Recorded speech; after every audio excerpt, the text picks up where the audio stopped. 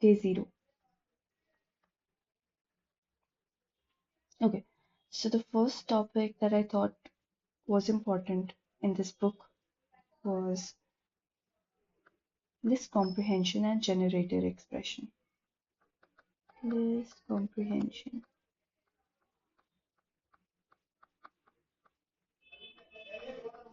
and generated expression.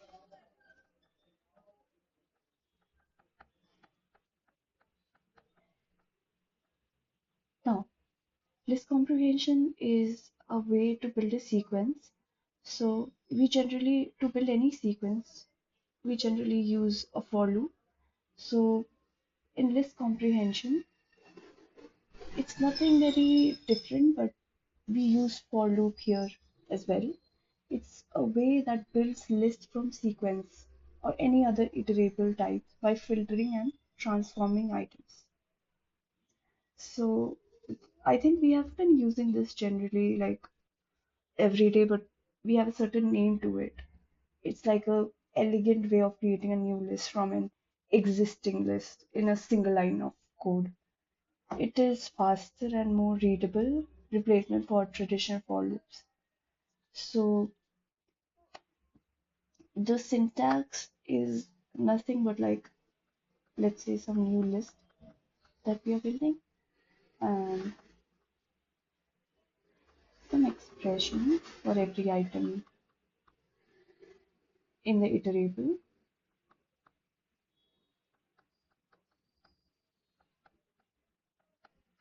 This is the basic syntax, and you just can do it in a single line of code. So that's the beauty.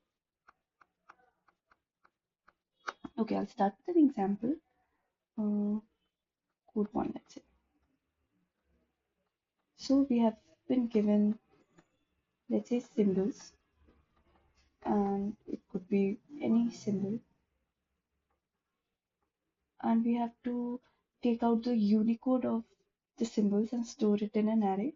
Let's say that array is codes list, sorry, codes list, and we are going to use a for loop for symbol in symbols. So we are going to append the Unicode for the symbols present in this, and codes will hold the Unicode. Method to do this is ord symbol. Now this is a simple way of doing that. Uh, we've just done it with a for loop. Now this can be replaced into one line using this comprehension. So code 2 with list comprehension.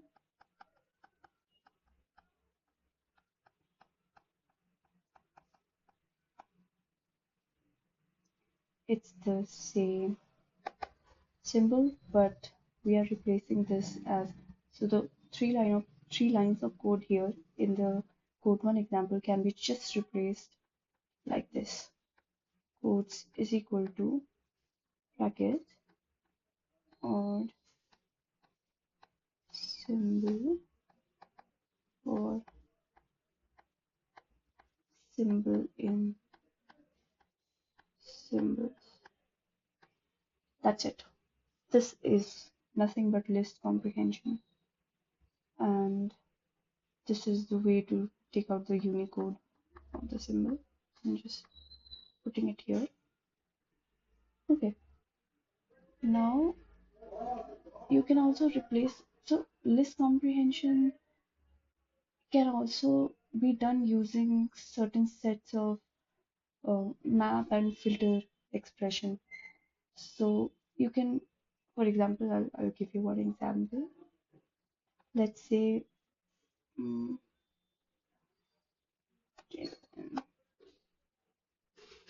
okay, so let's say you have a variable called beyond ASCII, and these are the examples from the book itself, which is a list or is for s in symbols if, okay, what does this line mean? Beyond ASCII will store the Unicodes for the symbols if the Unicode is greater than 127. Now, this could have been written using list, filter, and lambda expressions, mapping, the whole set of expression. But list comprehension has made this easy to put it this way. But for example, if you choose to do this using filter method, map, it looks like this.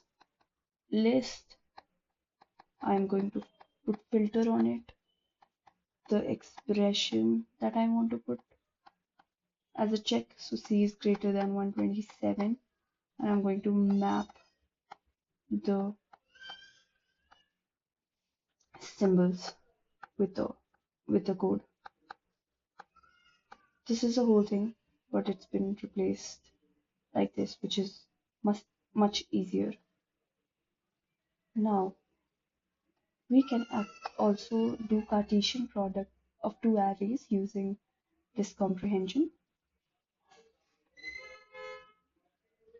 Okay, so the next is Cartesian product using this comprehension.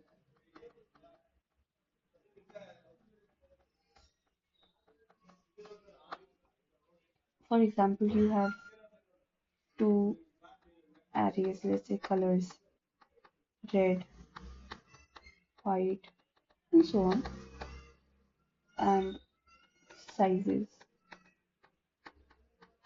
S, L, M. Now you want to put these as, let's say the t-shirt is red and size small, something like this. This also can be done using list comprehension, and the code is also very simple. For example, t-shirt is going to be the matrix, like is going to be the matrix. So it's a color and size. In a tuple, this is a tuple. Now I'm creating for each of the combinations, so I'm just going to do it like for color in colors, for size in sizes. So this is another way of using list comprehension to do the Cartesian product of two arrays. So this is also really simple. Now moving on to generator expression. What is generator expression?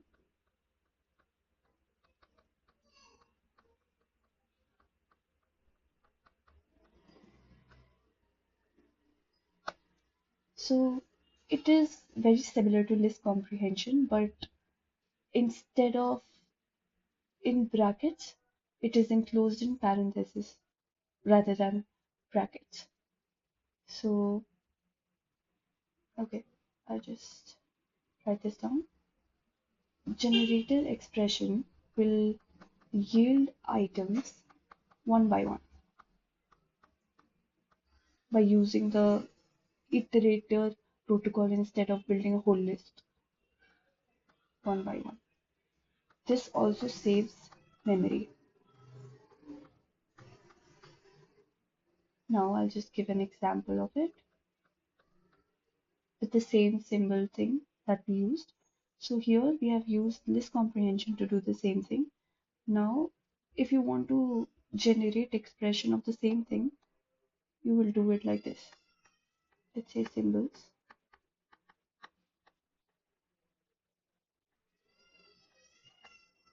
And that's how you generate expression. Unicode of the symbol or symbol and symbols.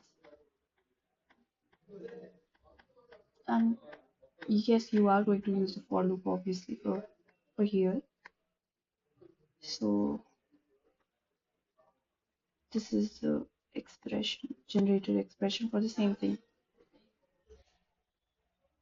So it's like a memory efficient tool used to create an object that evaluates data on demand, like lazy evaluation. And the only difference is with the syntax, uh, that it is written inside parentheses instead of square brackets. So the basic syntax can be uh, written as, let's say, some expression, for example, Unicode of the symbol expression for item in any iterable. So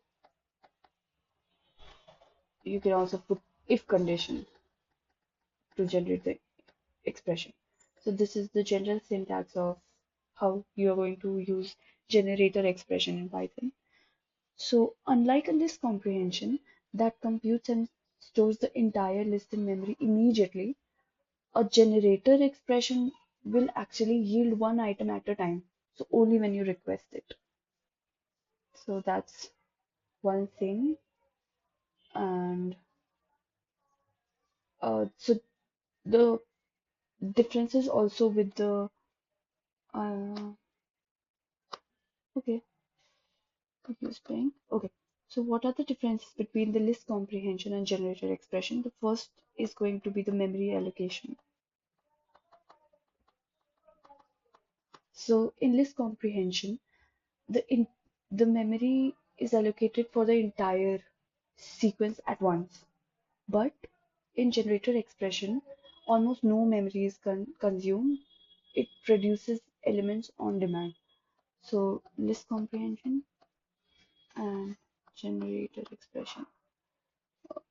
Entire sequence allocates memory for entire sequence at once,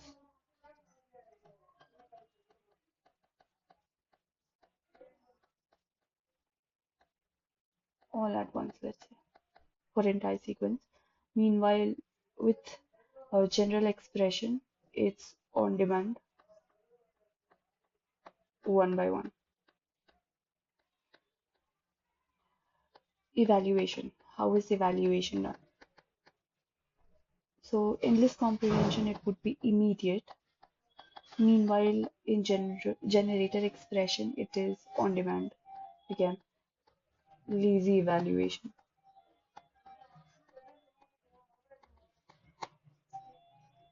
Performance wise, list comprehension is faster when you need to iterate over the exact same data multiple times.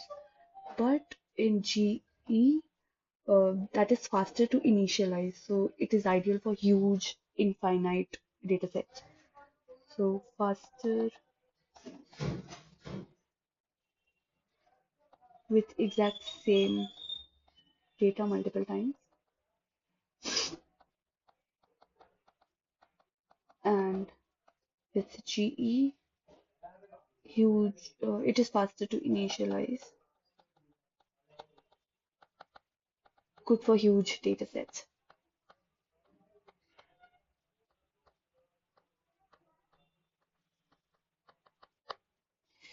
Okay, so that was the first topic, list comprehension and generated expression in this book. And I'll keep it short. So see you with the next video. Bye.